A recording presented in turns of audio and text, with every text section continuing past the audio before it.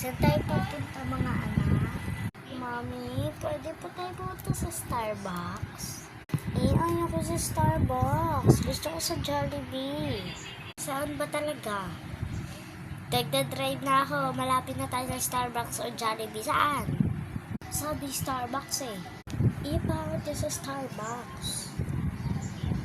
O sige, sa ano na lang tayo? Sa Starbucks. Nag-unang request kasi si Alea. Okay? Okay. Sige, papark ko lang to. Dito na, baba na.